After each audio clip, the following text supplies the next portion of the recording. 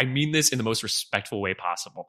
A Walmart brand Indiana Jones. Oh my God. Most respectful way possible. I mean this in the most respectful way possible.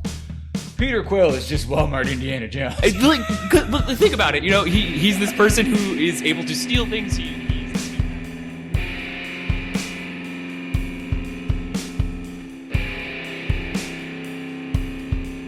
Hello and welcome to May the Review Be With You with Nick and Joe. I'm Joe. I'm Nick. And we are talking about Guardians of the Galaxy Volume 3 today, the final installment of the James Gunn trilogy. We've got a lot to talk about. This movie is packed. Packed. Absolutely packed with characters, with feelings, with plots. Just so much to talk about here. Before we get into any of the nitty-gritty details, Nick, how are you feeling? Actually, before we even get into that, just a quick note here. This is the first time we will be discussing a film that we saw at the same time. Same time and together in the same room. Yeah. Not through video chat. Yeah, not through video chat. I got to see your live reaction, which you had a lot of different emotional reactions at times.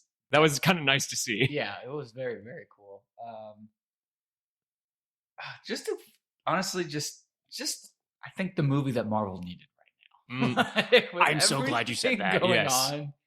And with how up and down the reviews and things that other people have had for the last few films, with everything going on with majors, I think this is just a well-timed. Marvel just needed a fun, awesome send-off for the Guardians, and great story. The whole thing was just really cool to watch a movie through basically Rocket's storyline. So that was cool. Yeah, I think as far as Marvel films go, I don't know if we've ever quite gotten. Well, I guess the closest thing I can compare it to is maybe the Captain Marvel movie, where you're getting the flashback at the same time as the plot goes on, right? I think I liked it. I liked how they did it in this film better, but we'll get into that. There's a lot of newness here. Anyway, I don't want to get ahead of ourselves. Yeah, Joe, I've got Joe's something to do. Stalling. Joe has. I'm not stalling. To do. I'm Joe, excited. As you all know, has to summarize the movie in 15 seconds or less. So I'm going to give him a countdown of 3. I will say go, and that's when he will start. He has 15 seconds to give us a summary of this movie. 3, 2, 1, go. The Guardians are attacked in nowhere by Adam Warlock, who mortally wounds Rocket. In order to save him, the Guardians need to dive into his past, in which they meet the High Evolutionary, and they have to save a bunch of other species that are controlled by him. At the end, the Guardians break up, and that is the movie.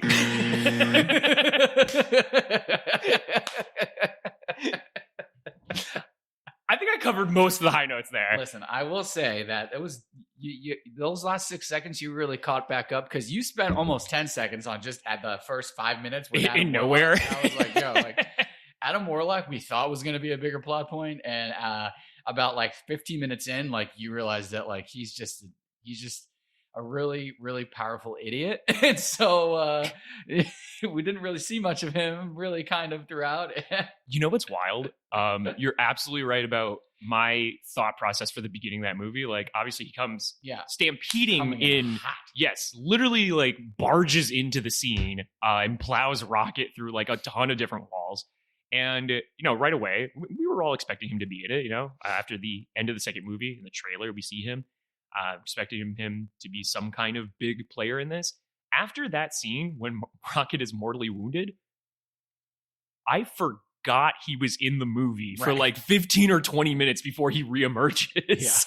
Yeah. And I don't know if that's just because maybe he himself was not that memorable in that first initial scene, or there's just so much going on that you just kind of lose track of him. I don't know. Also, you failed to mention anything about Rocket's backstory. No, that's not true. In your 15 seconds. That is not true. I said in order to save him, they need to dive into Rocket's past. Yeah, that's true, but it wasn't good enough. What do you mean it's not good enough? That was a good summary. Listen, it was a decent summary. All right, fine. Give me a grade. I'm going to give you... I don't know if I can quite put you in the B range. Oh, that's BS. Okay, fine. You know what? I will give you a B minus. You got a B minus. Bastard. Spent too much time on Adam Warlock. Get it together. I didn't spend too much. He's the inciting incident. Whatever.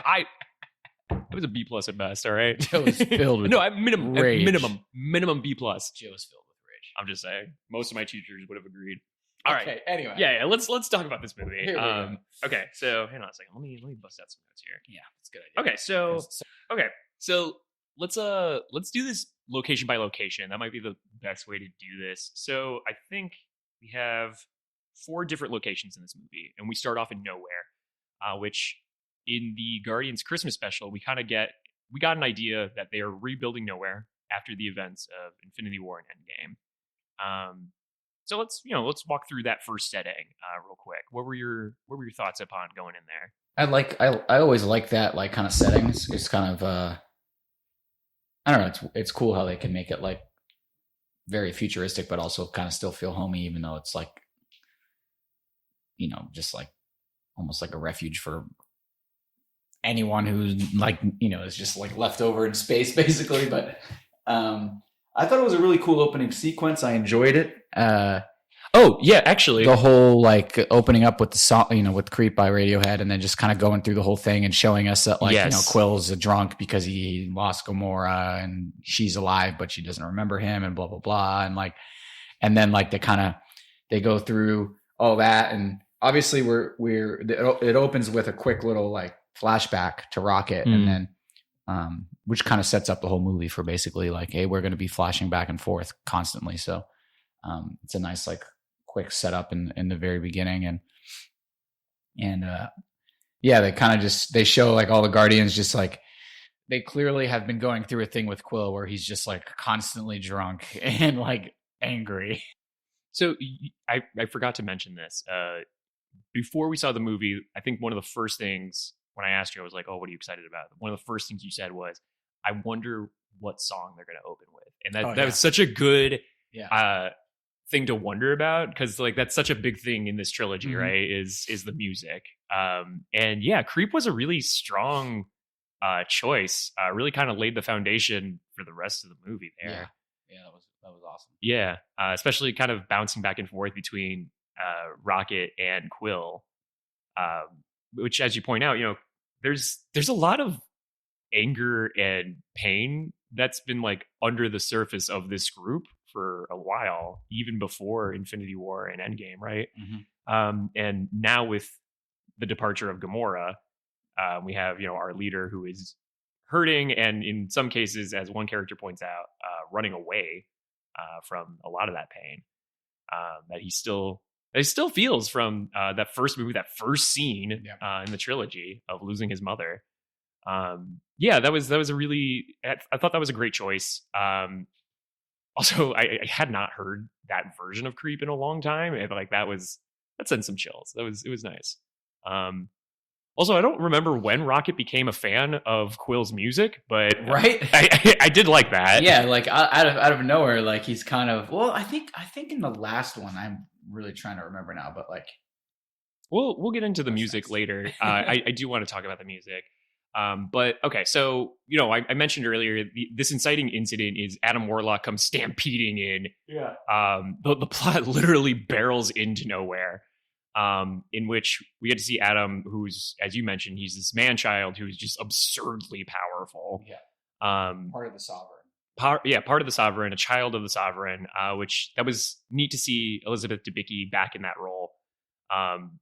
We really don't get to see her do a lot in these movies. She's usually just angry and scared. Right. But I like Elizabeth Debicki. It's cool seeing her as a golden person. Anywho, that opening fight scene really threatening. Like watching this person who's like just overpowered come in and just destroy everything that they had worked for in that scene. I mean, I was sad watching that, like not tearfully sad, but it's like, oh, they worked so hard on all of this. Yeah, it's like gone already. Yeah. Oh, the sign they just put up 5 seconds ago. Right. It's destroyed. So yeah, Rocket gets mortally wounded in this situation, and we end up finding out that the plot is going to be centered around saving Rocket. And in doing so, we end up finally, after 2 movies of teasing this, right, we dive into Rocket's backstory, and the plot is largely revolving around that. As we learn, when they try to save him, they can't, because there's some kind of cryptic security around his vitals that will not let anyone tamper with it, for fear that they may steal some sort of knowledge, right? So they have to go back to the source, which ends up being the High Evolutionary. He's in my viewpoint, for the villain. We've had a lot of different villains in Marvel, right? And I think Ego might be my favorite of the Guardians villains. This guy comes off as a little one-noted, but I didn't think that was a bad thing. Yeah, like he's like obviously very powerful. I halfway through the film, I kind of started to get a resemblance to Kang, just because of how like it's not the person that's powerful, it's the tech. You know, like I mean, granted they're powerful in their own right, but like the tech that they have built around them is why they have so much power, right? And so that was interesting to me. Obviously, his brain is one of his more powerful aspects as well, because he's creating all these things and all these ideas. But they also give us like an inkling at the very beginning on his impatience before you really see how he operates, and that's with the Adam Warlock thing. How they mention that they woke him up too early, like he lost patience and they woke Adam Warlock up slightly early, and that's why he comes off as a dumb idiot, if you will, in some cases. And so that kind of gives you an idea of like who we're dealing with the High Evolutionary. And then throughout the film, it's kind of a trend where he is a very impatient person. He doesn't want to wait for evolution. He wants to create it himself, and that's why he keeps creating and then destroying worlds and different people, because they all end up having some kind of flaw, and he's trying to create the perfect civilization, which I think we find out is just something that should not be done / cannot be done potentially. But yeah, that's what kind of my thoughts on that. There is one thing that he says that I think like ultimately makes me like this villain a lot.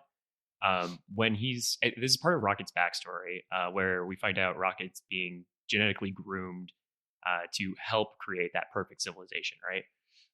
And in doing so, we're finding out that he's been tortured in a lot of ways on like an atomic level, right? And in a scene between Rocket and the High Evolutionary explains what he's trying to do, and he compares it to orchestrating music, which I thought was such a smart choice for this series, where music has been such a strong player throughout the storytelling of all of this, right? Ultimately saying that music is just sound. It's just chaotic sound that a composer has taken bits and pieces of and created something beautiful, right? And that's what he's trying to do organically. Which is a really disturbing take on that idea. But very, very, very. But yeah, I loved that motivation. It's like that saves this villain for me. I'm all about him. Definitely not one of the stronger villains, but I thought, oh God, I meant to look this up, who the actor was. I thought he was really compelling on screen, just like a very unhinged person. He was fantastic. Yeah, just a fun person to have on screen. In that particular case, right? But anyway, so I guess going through our journey of where we go, right? We go to Orgo Corp next, which was a setting I was really unfamiliar with. Yeah, that was just creepy. It was gross. It was so super gross. But it is in this scene that we get Gamora back. And you know what? You're right. I did deserve a B- here, because like I feel like this isn't a super important. I feel like the movie doesn't stress out on this plot point a lot, but it is a pretty important plot point that Gamora is trying to like figure out her place in this universe, right? That she's foreign to. So we get her back. Quill is still longing for her. Nebula's over it. I think they're all over it. But she's hanging out with the new Ravagers. Or I guess they're not new Ravagers. They're just Ravagers we're not familiar with. Well, no, we're familiar with them. Like, well, I mean, we saw them, right? But like, we don't know the group that well. Yeah, I guess that's true. I don't know. I feel like we saw Sylvester Stallone on screen about the same amount that we did in the first movie. So probably true. I feel like it's kind of like just like par for the course for that group of Ravagers. To be honest, like I don't think it was really like a foreign thing. It was. So what do you think about how Gamora is used in this movie since we're reintroduced to her in Endgame? I think that the situation between her and Star-Lord is like obviously interesting and a big plot point for the whole film, and that's kind of like an in-between storyline throughout the whole film, right? So obviously at the very beginning she's like also one of the characters who's over it because he is not over it, and she doesn't remember any of it, so she's just hates him probably more now for still like being on it about, you know, being in love with her and all these things. And it is kind of cool to see you kind of get the Star-Lord from like kind of like the first movie who like slightly like, you know, like trying to flirt with the women here and to get what he needs and things like that. And he's almost doing it.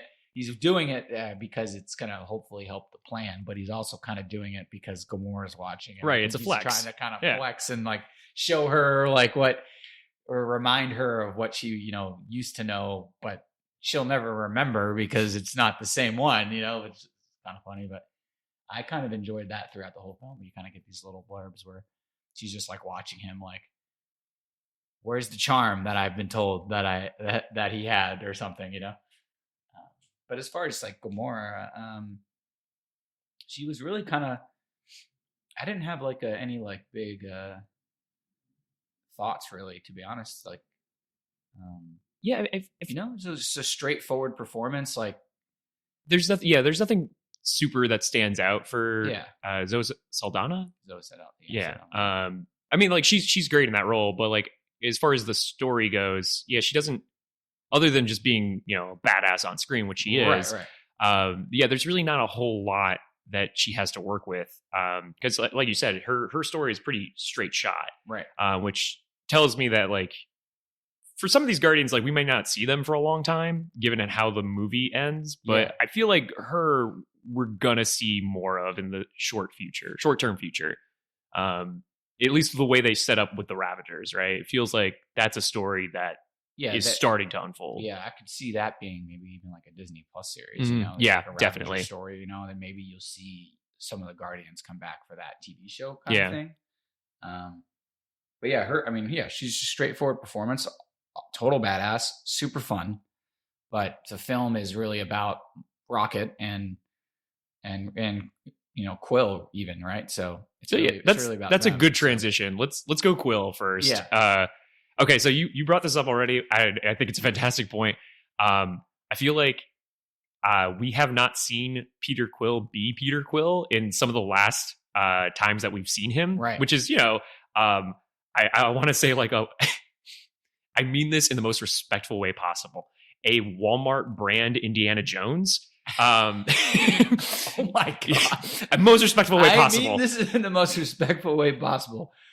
Peter Quill is just Walmart Indiana Jones. Think about it. You know, he's this person who is able to steal things. He's a scumbag and charming.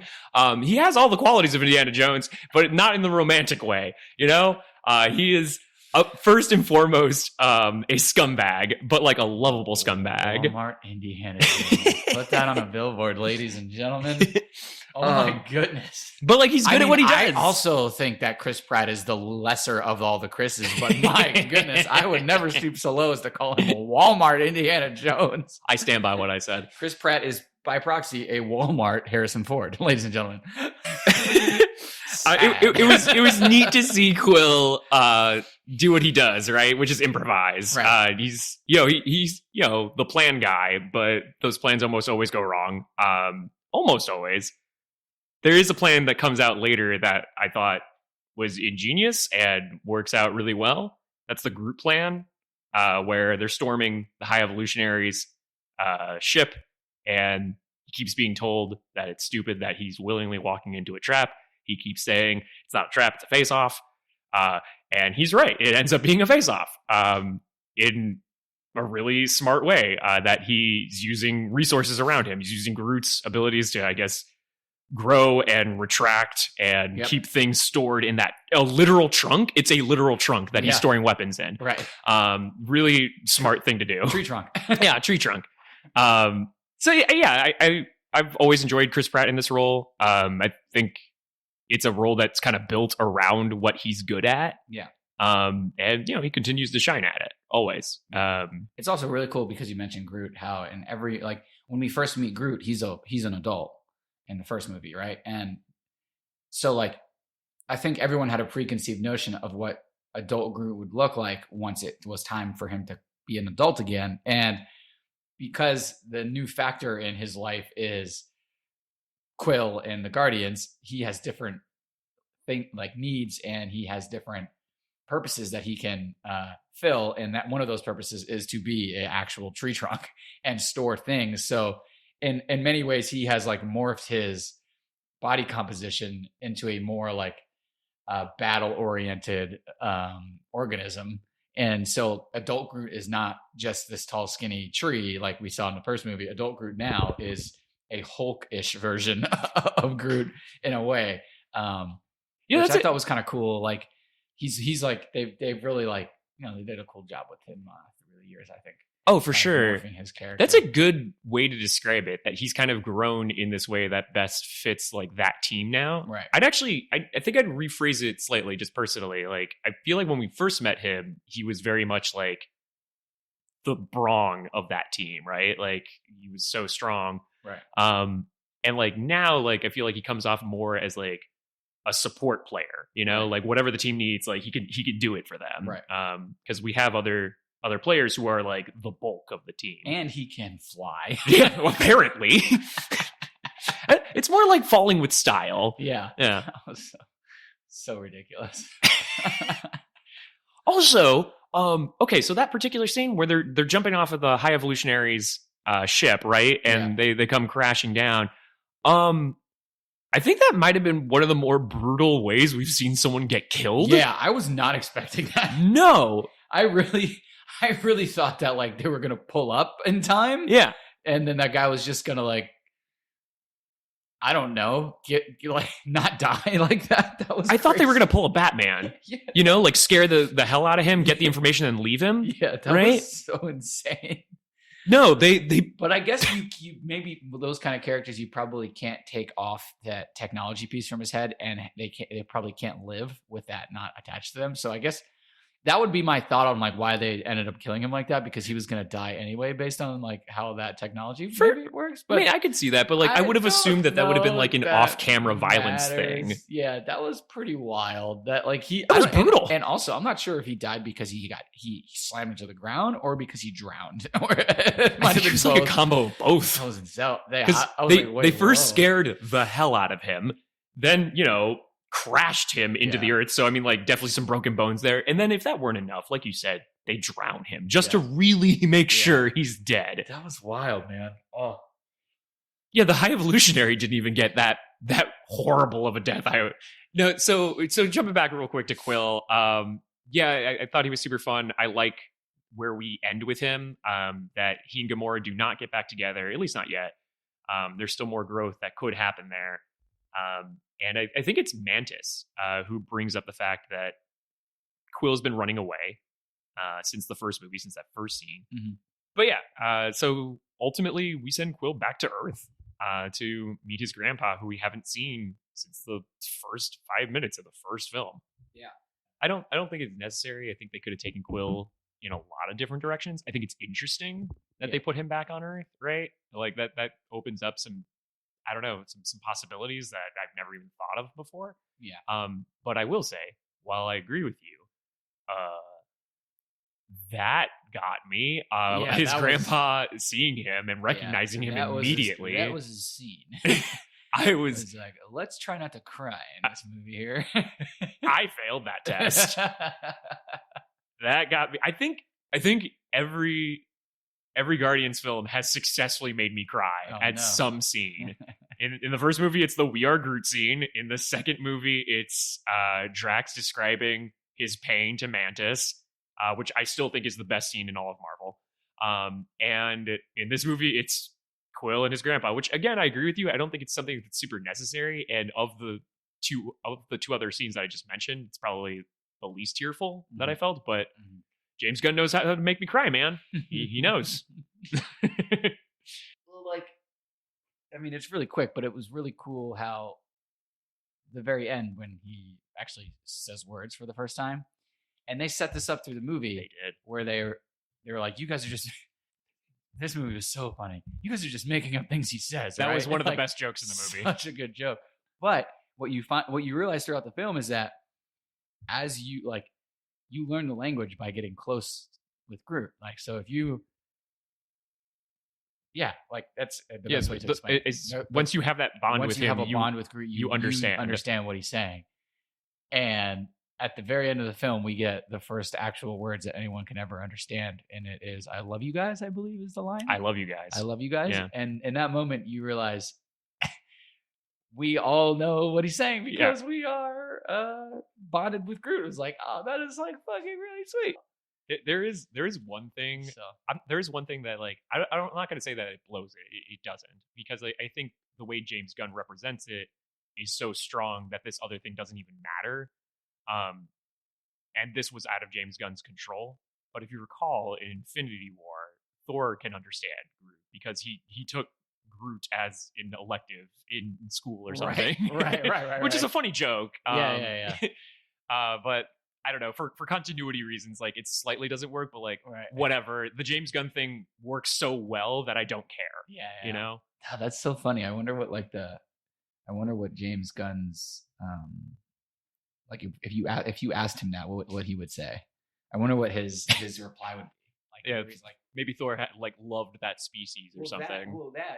Like it could be a species thing where you bond with the species, right? Like if you can understand one, then maybe you can understand them all. In which case, Thor is 1,000 years old. So there's a big possibility that he's at some point in his 1,000 years befriended a member of the species. I will say about that scene real quick though. I almost never hear Vin Diesel's voice. Right. Like I never picture him when I hear "I am Groot," except for "I love you guys." Yeah. I heard it immediately. Heard Vin Diesel immediately. Hilarious. Also, I mean, I had read before that he made like $25 million per film, but he records "I am Groot" 1,000 different ways. Yes, just ridiculous. And in other languages too. Yeah. And this time, he got paid $25 million to say "I am Groot" 1,000 times in different ways, and "I love you guys." Not a bad paycheck, ladies and gentlemen. No, definitely not. Not a bad paycheck. And he gets to say that he plays one of the most lovable characters of the group too, which is hilarious. Yeah. Okay, let's go to the heart of this movie, which is Rocket. Bradley Cooper has been our Rocket for a long time, and what's weird to think about of all of the Guardians, Rocket is probably the character we've spent the most time with, if you think about it. I think Rocket's my favorite character of all the Guardians too, by the way. I guess just in exploring Rocket, really sad backstory. I mean, we always knew it was going to be. Yeah. What were your thoughts on just exploring that, meeting like some of his companions, seeing the story play out this way in this flashback way? It was cool to see Rocket figure out why their machines for evolutionizing a population thousands of years in seconds was not working, and they were just all being violent. And it was like Rocket figured it out and told them what they were doing wrong, and what he said worked. Mm-hmm. And the High Evolutionary couldn't figure out why Rocket knew that. Like, and he knew that his brain was special, but he didn't know why his brain was special, even though he created Rocket. Well, and that was an interesting point, right? He was saying it later, like when he was talking about two other organisms. He was like, hey, can they do this thing? And the assistant's like, well, yeah, of course, because you taught them. He's like, yeah, that's my point. I taught them. Right. They don't know how to invent. They can't create new ideas. Right. Why can this one thing, this abomination, create new ideas? Right. But there's no explanation. It's just pure creation. Right. It was life. Right. Exactly. Yeah. It's just pure creation. And like, and we have other hints of this throughout, right? When we're on Counter Earth and they're driving through, and Quill sees that this is supposed to be a perfect Earth, and there's a drug dealer, and he points it out to the High Inquisitor, and he goes, I know, that's why we're resetting it and rebuilding it better. And it's like, the dude's going to be doing that forever because life finds a way. Pure creation finds a way, and like, you can't create a perfect society. So a constant theme with Rocket has been the fact that he's always identified as vermin, rodent, raccoon. I am not a raccoon. Not a raccoon. He has told us many times he is not a raccoon. Thor calls him a rabbit, tells him he's not a rabbit. Lots of names that he is called. And in the first movie, we were told like how much he hates that, right? Especially the raccoon thing. Yeah. And we finally get an answer as to what Rocket is. Yeah. North America, species raccoon. And then he immediately accepts his fate and calls himself Rocket the Raccoon like 3 minutes later when he's blowing shit up. which is incredible that it's taken this long for that to happen, because like in the comics that is who he is. He's Rocket Raccoon. Yeah. And we finally get that in this transformation of Rocket becoming a leader on the team, right? Yeah. And we also get a very Noah's Ark stampede at the very end when he decides to save all the animals as well. It's like, I thought we were only saving the higher life forms. And he's like, yeah, so did I. Which is another cool transformative part of Rocket, right? Yeah, that he has an appreciation for life that he hasn't before. Right. He's becoming more of a leader. So if we're looking at it volume by volume, I think this is probably the movie with the most effective music. I think volume 1 probably has the funnest selection, right? But I'm thinking of one scene in particular, and this is another good segue to a topic I wanted to address, is No Sleep Till Brooklyn comes on during the ensemble action scene. Yeah, that was badass. Which is shot as if it is one take, right? Yeah. I'm sure it's not, but call. Yeah, I totally forgot that happened. But this is probably like the best scene of the entire movie. When we were jamming in the theater, we were like, oh yeah, I forgot. Yeah, we were dancing while that was going on. Were like dancing. Yeah, we so hyped. We definitely should not be allowed in movie theaters together. Check it. AMC, we ain't allowed there in there no more. Bring the party 5 days a week. Yeah, that was cool. Yeah, this might have been actually one of my favorite action scenes in all of the MCU. Very creative. Everyone gets a moment to shine in a very cool way. In like all these ensemble movies, there's always kind of like a scene like this, the Avengers Assemble scene, that think back on Joss Whedon's first movie, right? That, the big circular 360. But man, Gunn really takes it up to like a crazy level in this scene, in this huge linear hallway, just progressively moving down the hallway, just slaughtering people. Just as so cool. And to of course hear this to Beastie Boys, no less. Which feels like Marvel's actually really leaning hard on Beastie Boys with what is the Marvels trailer? Oh yeah. Interesting. I guess that's their go-to 90s band. Yeah, maybe. All right. I got 2 more things I want to talk about. All right. So this is, as we talked about earlier, the end of the James Gunn Guardians of the Galaxy trilogy. Yes. Right. Which means not counting the 2 franchises that have 4 movies to their name, we have 5 Marvel trilogies now. That being Ant-Man, being the most recently completed before Guardians, Iron Man, Captain America, Spider-Man, and of course Guardians. So, I mean, that being the case, how would you rate those trilogies, like you personally, and what matters to you in ranking that trilogy? What matters to me? Now you're getting deep, sir. Oh, that's all I want from you, man. Weird.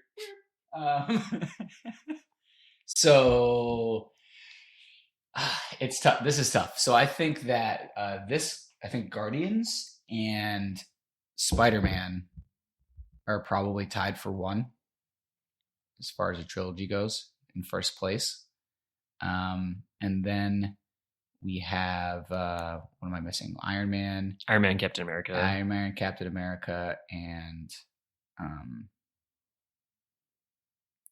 what's 5? Ant-Man. Yeah. Sorry. Okay. So, Then probably Captain America, third, and probably Iron Man, and then Ant-Man. Yeah, I think that's right. It's tough. It's tough. Like, and I don't even. It's not really that there's much to say for the lower half of the list. It's from a complete standpoint and like how each of those movies went. I don't necessarily know if there was like a storyline that like held all three together, you know? So for the bottom half of the list, like Iron Man, each one of those is kind of their standalone movie. Mm-hmm. Ant-Man is they're essentially like their own movie, although you can make a case that like, you know, Jane coming back from the quantum realm and not wanting to talk about it, and then kind of setting a little bit of premise for Quantumania. But in reality, they're really kind of, you know, their own kind of thing, and they don't really gel together necessarily.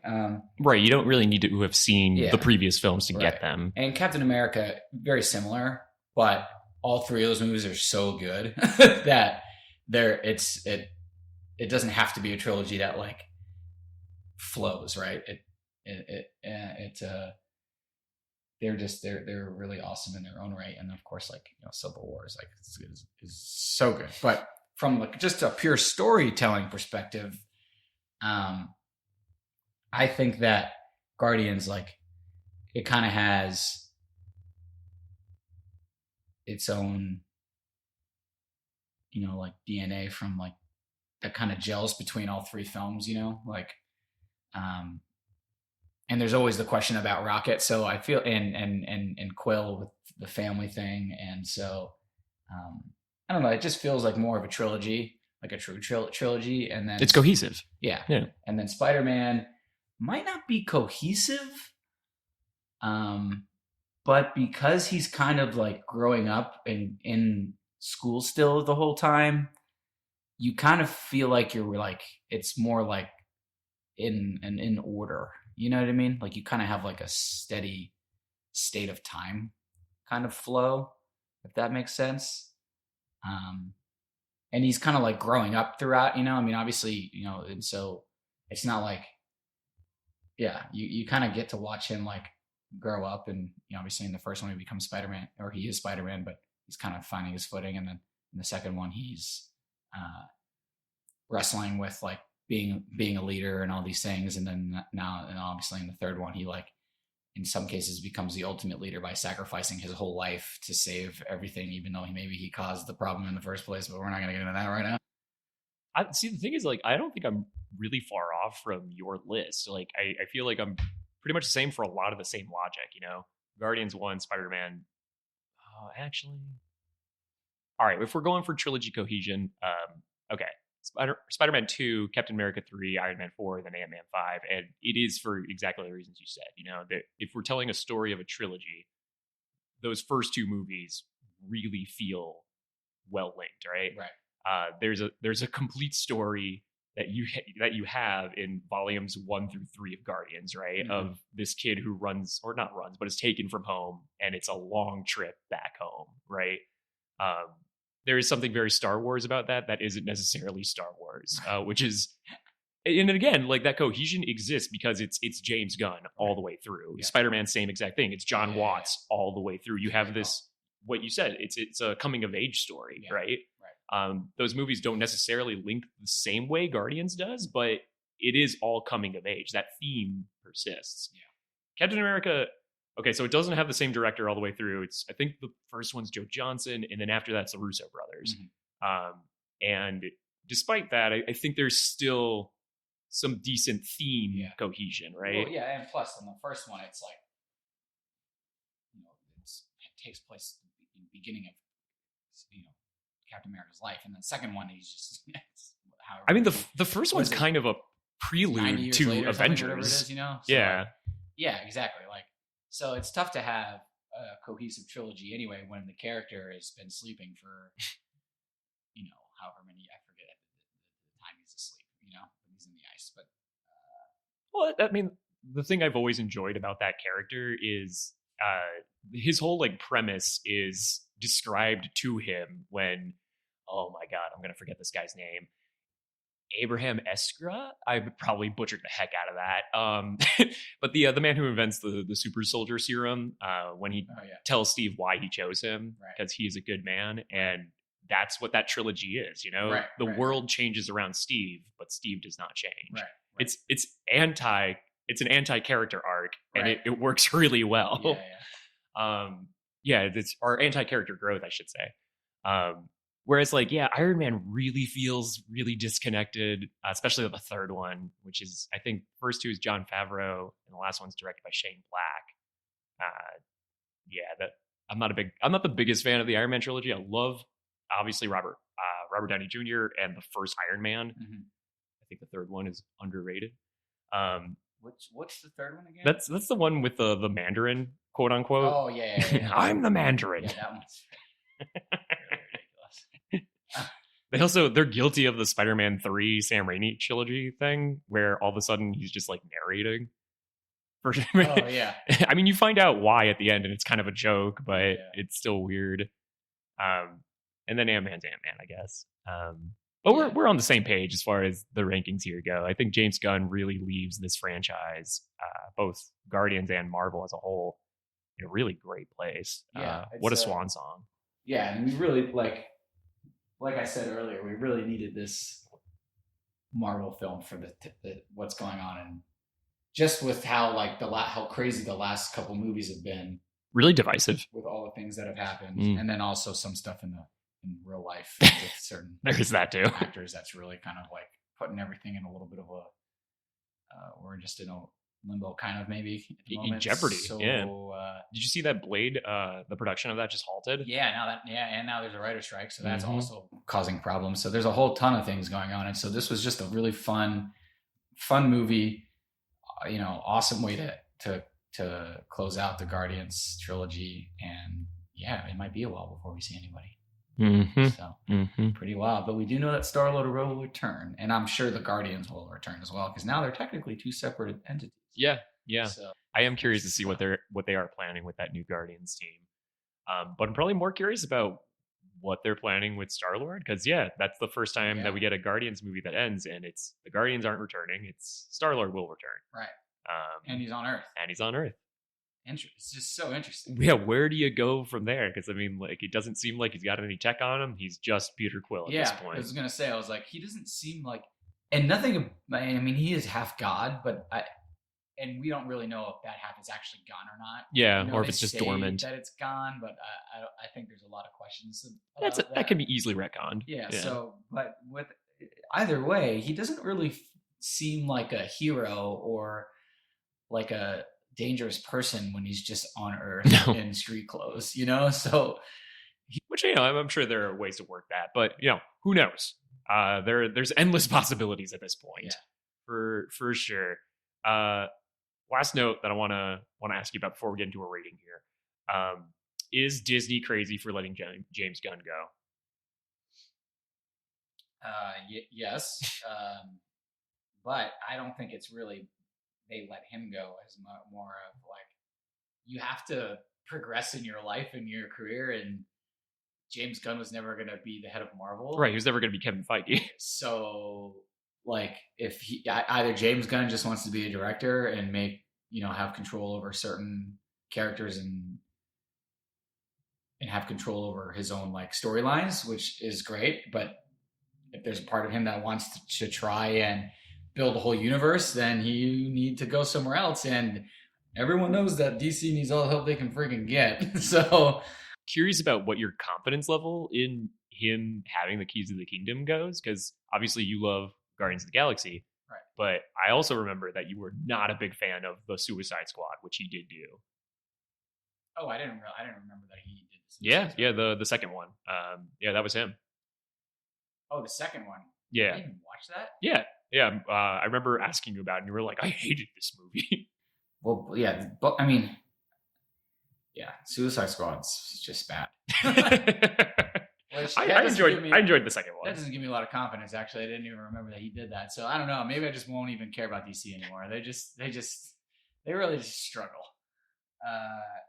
Apparently, the Flash movie is the greatest superhero movie of all time. Yeah, that's fucking crazy. Like, they're out of their goddamn minds. Like, They have no idea what they're doing. They need to be paring expectations, and instead they're giving these they're tripling down expectations. It's just like, you guys are out of your freaking mind. As a DC fan, I am nervous about that, but obviously I like James Gunn a lot. I want to see him succeed. I'm excited for him, but maybe cautiously excited, right? Yeah, cautiously excited is definitely the right statement. And I don't know, it's just disappointing how like bad they did. Actually, I meant to ask you this. Most Marvel films, not all, have the climactic bad guy final fight, right? Mm-hmm. There are some differences, or there are some movies that do it a bit differently. I think Doctor Strange is probably the most different, right? But yeah, we have something that's closer to a Doctor Strange moment in my mind, rather than a big Thanos fight, right? Where we get everybody who fights the High Evolutionary, but it's not a fight. It is a massacre. It is literally all of these characters just brutalizing this man. It is a one-sided fight. And part of me was like, wow, that was really anticlimactic. But then the other part of me was like, he was an animal abuser, he was a child abuser. Yeah. And these guys are pretty powerful as a team. Like, yeah, screw it. Kick his ass. What sets it up is the gravity boots. Right. From Rocket, which they actually set up at the very beginning of the film when he's testing out the gravity boots. True. And I was like, oh, and when I watched it at the beginning, I was like, oh, that's kind of like a weird random ass thing to put there in the beginning of the film. Like, I didn't even think about gravity boots upside down. Like, oh, I'm just testing the gravity boots at an angle. Like, what? Like, that's so like, what do you? Yeah, on a downward slope. What the hell's going on? And then they bring it back at the very end. And what's cool about that is like, Rocket knew he needed gravity boots to beat the High Evolutionary, and he knew that from when he was there the very first time when he was like being held captive. So in a way, he might have just always made sure to have gravity boots. He's been planning for this. For when he met him again. Mm-hmm. And that's the whole reason they were able to kick his ass, because he had the gravity boots, caught the High Evolutionary off guard, and he blasted him. And then everyone else just like took it from there. They just didn't let him take a breath. Wow. You're right. I just realized from a narrative standpoint, you're so right. I just realized how smart that was. Because the thing that the High Evolutionary is obsessed with is that Rocket, beyond all other creations, has an inventiveness that no one else has. And it's literally an invention that Rocket makes that is the High Evolutionary's undoing. Right.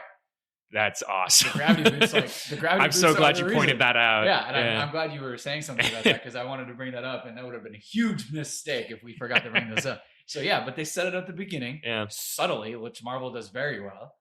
And they bring it back, and it's like the small, and then they just kick his ass because he's caught off guard, and he gets just absolutely faced with a blaster after being caught off guard with the gravity boot situation. And then it's just like, hell yeah. And like you said, they're all very powerful together, and they just don't let him. It's very similar to the Thanos on Titan scene when they're not letting him catch a breath, and they keep hitting him from different angles. Yeah, that's a good callback. And the problem there is Quill, which he owned up to in this movie, which he did own up to. Which also very cool. But yeah, so give me a rating, Nick Pasasic. Where are we at? I always ask this question, but because I'm stupid, please remind me. Out of 5? It's out of 5. Movies out of 5. I think 4.1. It's over the 4 range, which means it's in the rewatchable area for me. So this is a fun movie. I'll definitely rewatch it probably a bunch of times, to be honest. So 4.1. It doesn't get higher than that because it's a great conclusion to the trilogy, and there's really nothing bad to say, but it also doesn't have it stayed in its own world. So there's not like an insane, I don't know. It didn't seem like there was like some crazy reveal or some crazy thing that happened that was like sets it over the top to kind of get over that like 4.5 range. Does that make sense? Like solid film, gonna rewatch it. Super important, for the trilogy, but not super important for the whole MCU as a whole. So I kind of take that into consideration. But yeah, I think 4.1 is a pretty respectable score. It's pretty respectable. I think this is the one time I'm going to be higher than you, and it's like a lot higher. I'm giving it a 4.5. Yeah, I loved this film. Nice. I would have to rewatch all of the Guardians to decide if this is my favorite. But man, what a high note to exit on, especially knowing it's James Gunn's last film in this universe. Like, definitely a high note. Yeah, great swan song, way to keep the cohesion. And they're truly references to like both other movies and I guess the Russo's Infinity Avengers as well. Just that's a huge undertaking. Most people I feel like could probably mess that up. Yeah. And he sticks the landing. I really enjoyed it. Like I said, 4-5, super fun movie. Can't wait to see it again. But if you haven't seen it yet, highly encourage this one. This is a swing and a hit for Marvel, for sure. If you've had some doubts in the past, maybe this one will change your mind. For sure. Phase 5 feels like it's going in a good direction now. I like it. Yeah. All right. Well, that being said, that is Guardians of the Galaxy Volume 3. And we'll wrap it up there. So thanks for joining us today. And as always, may the review be with you. Peace. I thought you weren't going to say it for a minute. Oh, you want to say it? Yeah.